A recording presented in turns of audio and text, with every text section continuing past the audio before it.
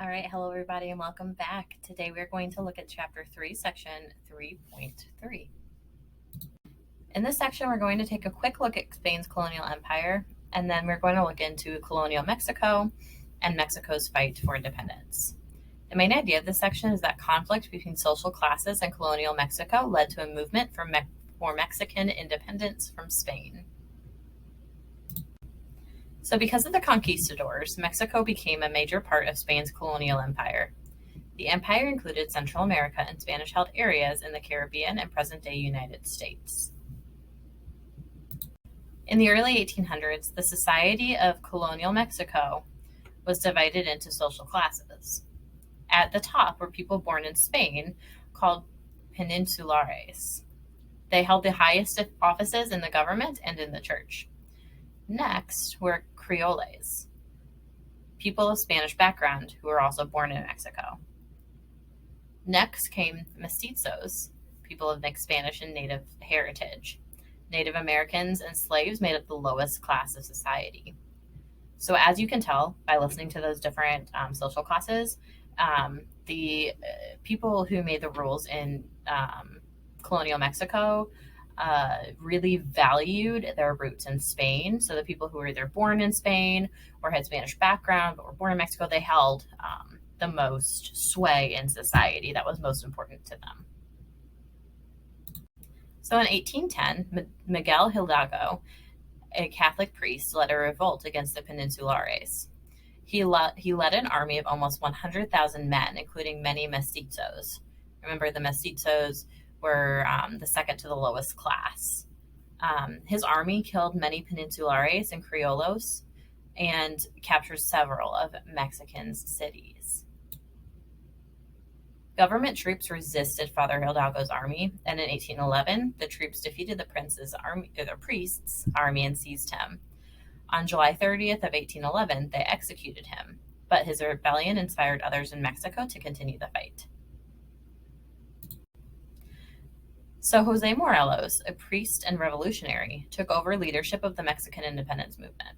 In November 1813, he and his followers declared independence from Spain. They drafted a constitution that made Mexico a republic, a government of elected officials. The constitution also guaranteed freedom, equality, and security to Mexico's citizens. However, Spain refused to accept this constitution.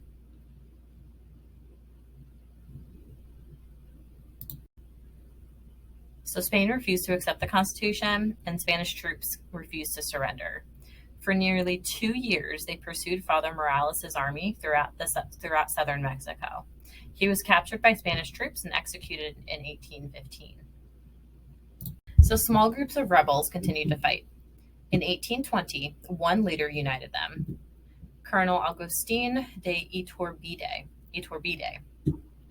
Early in 1821, he issued a plan that included the 3 guarantees. First, that Mexico would be independent of Spanish control. Second, Peninsulares and Criollos would be equal to each other under the law. So remember, these were people who were born in Spain or who had Spanish background but were born in Mexico. Third, Roman Catholicism would be the only religion in the country. Iturbide's army rapidly defeated Spanish troops in Mexico. In 1821, Spain signed a treaty granting independence to Mexico. In 1822, with a tremendous thirst for power, Iturbide crowned himself the Emperor of Mexico. His reign was a great disaster. Even though he had great successes leading the rebels to defeat Spain, as an emperor, he could not unify the country. One of his generals, Antonio Lopez de Santa Anna, rebelled against him. In 1823, Iturbide gave up his crown and was exiled. Exiled means he was forced to leave the country. Santa Anna's new government wrote the Constitution of 1824. That year, the United States, Britain, and other countries recognized Mexico as an independent country. However, Spain continued to fight for control of Mexico. Santa Anna's troops finally defeated Spanish forces in 1830.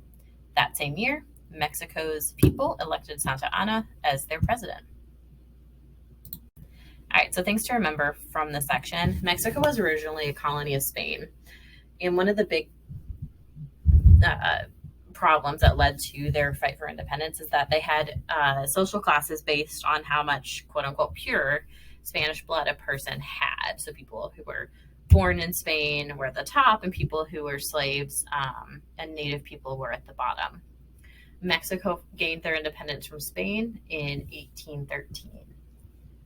All right, guys. Thank you guys for listening. Go ahead and check back in Canvas to see what your next job is, and I'll talk to you guys later. Bye.